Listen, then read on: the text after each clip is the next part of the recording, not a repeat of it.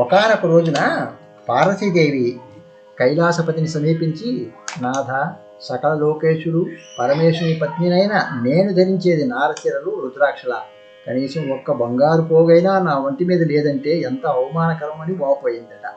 అప్పుడు ఆ భక్తవశంకరుడు నందీశ్వరుని పిలిచి, భూలోకంలో ఎవ్వరినీ మోసగించకుండా కష్టించి పనిచేసి ఆనందంగా బతికే వ్యక్తి దగ్గర నుండి ఒక్కటంటే ఒక్క రూప తీసుకునిరా అని ఆజ్ఞాపించాడట.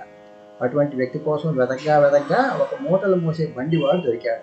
అతడే సరైన వ్యక్తి అని తలచి అతన్ని మోసగించి కానీ యాచించి కానీ ఒక రూక తీసుకోవడం ఇష్టం లేక తానే ఎద్దు రూపంలో రోజంతా అతనికి పని చేసి పెట్టాడట.